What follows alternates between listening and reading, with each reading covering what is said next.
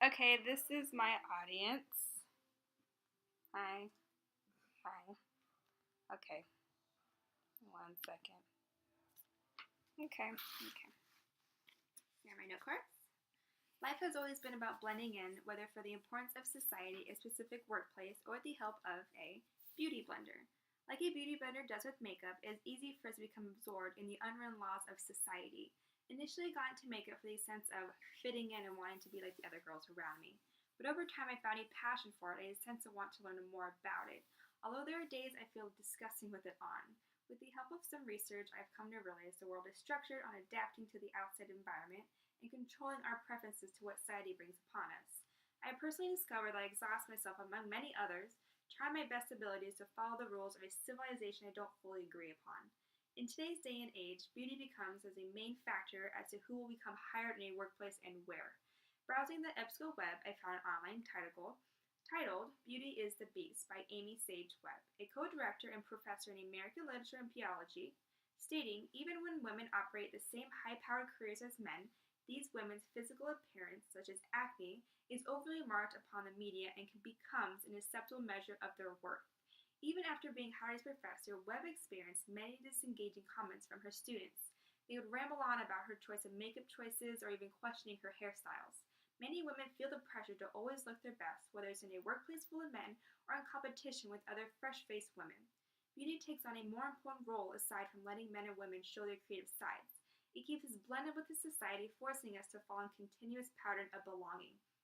Although many women use makeup for a sense of art, others, like myself, wear it for a sense of comfort.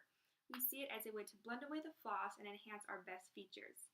Plenty of times before I was told I don't need to wear makeup. However, I feel that I have flaws to hide, so I do so anyways.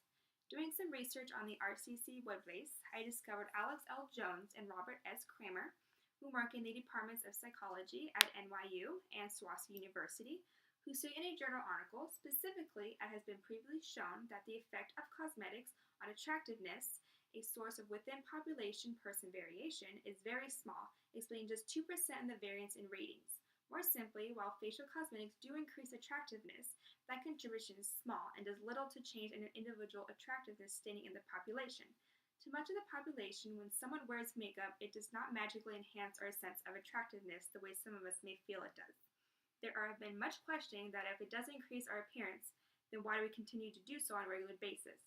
It has been pointed out that wearing cosmetics has been known to show a sense of differences, leading to why people describe makeup as being a sense of art and why we're able to show our rather creative sides. There are many reasons as to why one may wear makeup, whether it's for a special occasion or on a regular basis, but when it comes down to it, it is based on the individual's preferences and what makes them feel the most beautiful or even most secure. Makeup holds a sense of comfort to many of us, however, at times it may seem that the outcome does not match the advertisement of the products.